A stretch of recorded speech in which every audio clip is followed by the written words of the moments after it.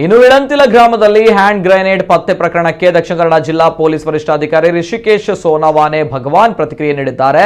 ಮಾಧ್ಯಮಗಳಿಗೆ ಈ ಕುರಿತು ಮಾಹಿತಿ ನೀಡಿದ ಅವರು, ಬಾಂಬ್ ನಿಷ್ಕ್ರಿಯ ದಳ ತಂಡ ಗ್ರೆನೇಡ್ ಸ್ವಾಧೀನಪಡಿಸಿದೆ. ಮುಂಜಾಗ್ರತಾ ಕ್ರಮ ವಹಿಸಿಯೇ ಗ್ರೆನೇಡ್ ವಶಪಡಿಸಿದ್ದೇವೆ. ಈ ಬಗ್ಗೆ ಉಪ್ಪಿನಂಗಡಿ ಪೊಲೀಸ್ ಠಾಣೆಯಲ್ಲಿ ಶಸ್ತ್ರಾಸ್ತ್ರ ಕಾಯ್ದೆಯಡಿ ಪ್ರಕರಣ ದಾಖಲಾಗಿದೆ. ಗ್ರೆನೇಡ್ ಎಲ್ಲಿಂದ ಬಂದಿದೆ ಎಂಬ ಬಗ್ಗೆ ತನಿಖೆ ನಡೆಸ್ತಾ ಇದ್ದು, ಭಾರತೀಯ ಆರ್ಡಿನೆನ್ಸ್ ಫ್ಯಾಕ್ಟರಿಯಲ್ಲಿ ಉತ್ಪಾದನೆಯಾಗಿದೆ ಎಂದು ಮೇಲ್ನೋಟಕ್ಕೆ ಗೊತ್ತಾಗಿದೆ.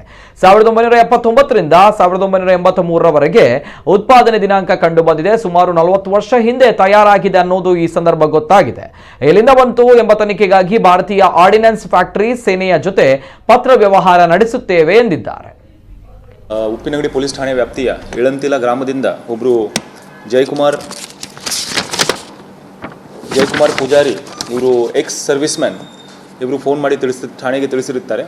ಅವರ ಮನೆಯ ಪಕ್ಕದಲ್ಲಿ ಯಾರು ಅಜ್ಞಾತ ವ್ಯಕ್ತಿಗಳು ಬಂದು ಒಂದು ಪ್ಲಾಸ್ಟಿಕ್ ಚೀಲದಲ್ಲಿ ಒಂದು ಗ್ರೆನೇಡ್ ಸದೃಶ, ಗ್ರೆನೇಡ್ ಥರ ಕಾಣುವ ಹಾಗೆ ಇರುವಂಥ 5 ಗ್ರೆನೇಡನ್ನು 5 ವಸ್ತುಗಳನ್ನು ಇಟ್ಟಿರುವುದು ಅವರು ತಿಳಿಸಿರುತ್ತಾರೆ. ಆ ಆಧಾರದ ಮೇಲೆ ನಮ್ಮ ಠಾಣಾಧಿಕಾರಿ ಅಲ್ಲಿ ಹೋಗಿ ಪರಿಶೀಲಿಸಿದಾಗ ಅದು ಗ್ರೆನೇಡ್ ಥರ ವಸ್ತು ಇತ್ತು. ಅದನ್ನು ನೋಡಿ ಆಮೇಲೆ ಅಲ್ಲಿ ನಮ್ಮ ಬಾಂಬ್ ಡಿಸ್ಪೋಸಲ್ ಸ್ಕ್ವಾಡನ್ನು ಕರೆಸಿ ಒಂದು ಪ್ರೊಸೀಜರ್ ಪ್ರಕಾರ ಅದನ್ನು ಮಹಾಜರ್ ಮುಖೇನ ನಾವು ಸ್ವಾಧೀನಪಡಿಸಿದ್ದೀವಿ. ಪ್ರಾಥಮಿಕವಾಗಿ ನೋಡಿದಾಗ ಅದು ಹ್ಯಾಂಡ್ ಹೆಲ್ಡ್ ಗ್ರೆನೇಡ್ ಇದ್ದಾವೆ ಅಷ್ಟೇ. 41 ವರ್ಷ ಹಳೆಯದು. ಸೊ ಅದಕ್ಕೆ ಬೇರೆ ಏನೋ ಉದ್ದೇಶಕ್ಕೆ ಅದು ಯೂಸ್ ಮಾಡೋಕ್ಕೆ ಆಗಲ್ಲ. ಸೊ ಅದು ನೋಡಬೇಕಾಗತ್ತೆ ಅಲ್ಲಿ ಹೇಗೆ ಬಂತು, ಅದರ ಬಗ್ಗೆ ಇನ್ನೂ ತನಿಖೆ ನಡೆಸಬೇಕಾಗಿದೆ. ತುಂಬ ಇಂಪಾರ್ಟೆಂಟ್. ಅದರ ಬಗ್ಗೆ ನಾವು ತನಿಖೆಯಲ್ಲಿ ನಾವು ಎಲ್ಲನ ಕೂಲಂಕುಷವಾಗಿ ಪರಿಶೀಲಿಸ್ತೀವಿ.